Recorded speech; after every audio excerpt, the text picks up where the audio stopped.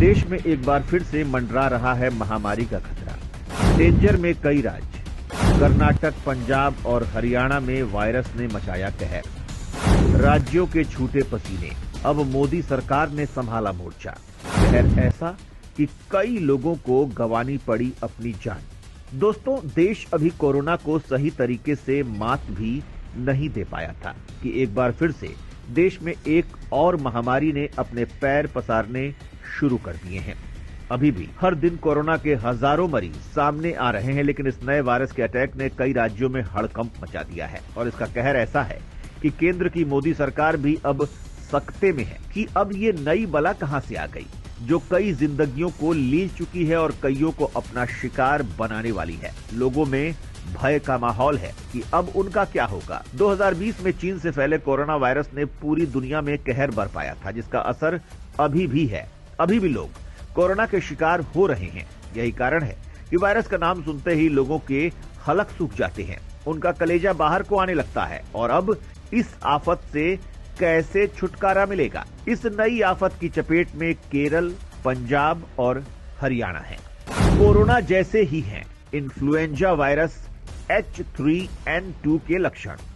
सर्दी, खांसी, जुकाम, बुखार है आम बात। शरीर से व्हाइट ब्लड सेल्स को करता है खत्म। मरीज को हो जाता है ल्यूकोपीनिया। दोस्तों, H3N1 इन्फ्लुएंजा वायरस इतना खतरनाक है कि ये मरीज के व्हाइट ब्लड सेल्स पर अटैक करके उन्हें खत्म करना शुरू कर देता है, जिससे मरीज की रोगों से लड़ने की ताकत ही खत्म हो जाती है। बस फिर क्या, जैसे ही मरीज की रोगों से लड़ने की ताकत खत्म होती है तो ये जानलेवा वायरस व्यक्ति को पूरी तरह से जकड़ लेता है। दोस्तों, कोरोना के कारण भी ऐसा ही होता था। उसमें भी लोगों की इम्यूनिटी कमजोर हो जाती थी और आपको तो पता ही है कि अगर हमारा शरीर कमजोर पड़ता है तो हजारों बीमारियां जो एक बुरे पड़ोसी की तरह घात लगाए बैठी रहती हैं, वो हमारे शरीर रूपी घर में घुसकर उसे तहस नहस करना शुरू कर देती हैं। इन्फ्लुएंजा वायरस H3N2 से जो बुखार आता है वो करीब 1 हफ्ते तक रहता है और इससे संक्रमित होने वाले मरीज की सर्दी, खांसी ठीक होने में 1 महीने से अधिक का समय लग जाता है। H3N2 वायरस है इन्फ्लुएंजा ए का सब टाइप। हांगकांग फ्लू के नाम से है कुख्यात। एंटीबायोटिक तक नहीं ले सकते हैं इसमें। हांगकांग फ्लू के नाम से कुख्यात इन्फ्लुएंजा वायरस H3N2 के देश में अब तक 100 से अधिक मरीज सामने आ चुके हैं। इसके चपेट में आने के कारण अब तक कर्नाटक और हरियाणा में एक मौतें भी हुई हैं।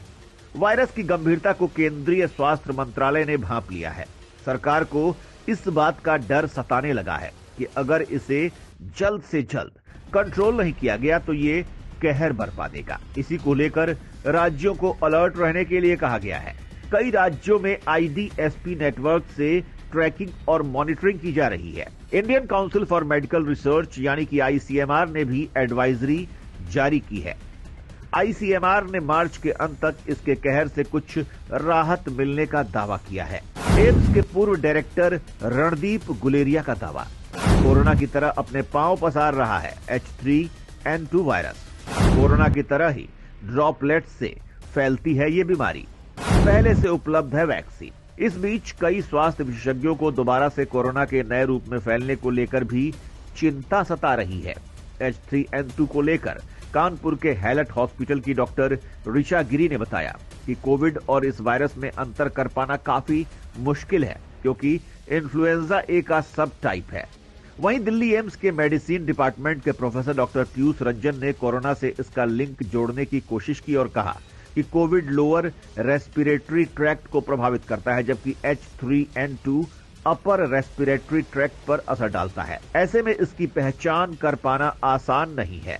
H3N2 जैसे वायरसों के अटैक को लेकर स्वास्थ्य विशेषज्ञों का कहना है कि कोरोना ने लोगों के शरीर को अंदर से कमजोर कर दिया है, जिससे आने वाले वक्त में इस तरह की बीमारियां और बढ़ेंगी।